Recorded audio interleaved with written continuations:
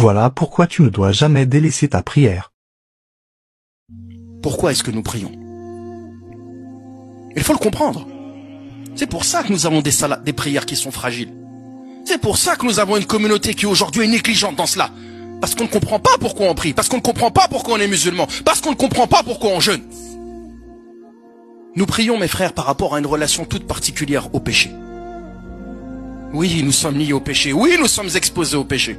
يقول النبي عليه الصلاة والسلام كل بني آدم خطاء وخير الخطائين التوابون. Tous les fils d'Adam sont des pécheurs. Oui. Mais les meilleurs des pécheurs sont ceux qui se repentent. Le péché est avec nous et il nous accompagne. Au même titre que la prière est avec nous et doit nous accompagner. Pourquoi la prière nous accompagne au même titre que les péchés nous accompagnent? Quelle est cette relation qu'il y a entre la prière et les péchés? Les péchés, mes frères, il y a un premier regard à avoir qui est qabla al-wuqu', c'est-à-dire avant de tomber dans le péché. Ensuite, il y a un second regard ba'da al-wuqu', après que la personne soit tombée dans le péché.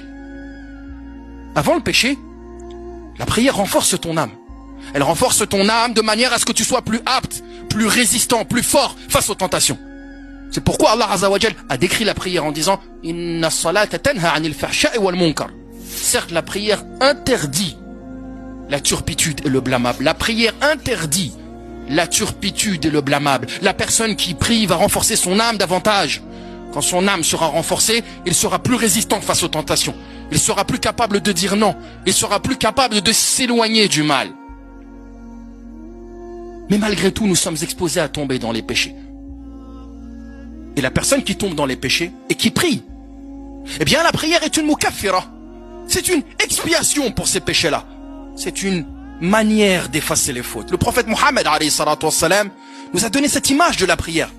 En comparant la prière à cette étendue d'eau devant la maison de l'un d'entre nous, dans laquelle la personne sera amenée à se laver 5 fois par jour. Est-ce qu'il lui resterait la moindre saleté? Voilà un des rôles de la prière. C'est cette expiation des péchés dans lesquels nous sommes amenés à tomber. Le prophète alayhi salatu wassalam nous dit, celui qui fait ses ablutions à la perfection, puis ensuite fait 2 unités de prière, dans laquelle il ne se parle pas à lui-même. Quelle prière? 2 unités, dans laquelle il ne se parle pas à lui-même. Eh bien Allah lui pardonnera ses péchés passés. Après être tombé dans le péché, la prière est là pour les effacer. Le prophète Mohammed alayhi salatu wassalam a vu un jeune homme qui est venu le voir, ou du moins un musulman qui est venu le voir. Ce dernier avait embrassé une femme, il se sentait mal, il est allé voir le prophète alayhi salatu wassalam pour trouver une solution à cela. C'est alors que la prière est arrivée. Quand la prière est arrivée, le prophète alayhi salatu wassalam a prié avec ses compagnons. À la fin, il est revenu le voir. Et Allah a révélé ce verset. Innal hasanat yudhibna as-sayyi'at. Les bonnes actions chassent les mauvaises. Tu es tombé dans un mal, mais le fait de faire suivre ce mal par un bien, notamment dans ce cas-là, la prière, les bonnes actions chassent les mauvaises. Voilà pourquoi il faut prier également. Il faut que tu pries pour que, avant de tomber dans le péché, tu renforces et tu raffermisses ton âme.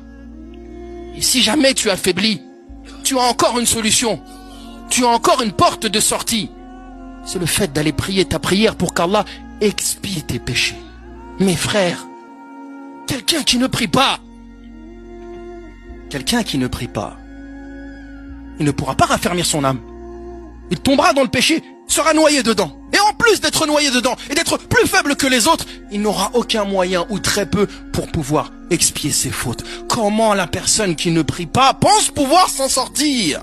Illa ayasha Allah, celui qui ne prie pas ne trouvera pas de force avant de tomber dans le péché. Et celui qui ne prie pas ne trouvera pas de solution pour sortir du problème dans lequel il est tombé entre lui et Allah Azza wa Jal, dans les péchés dont il n'arrive pas à s'empêcher.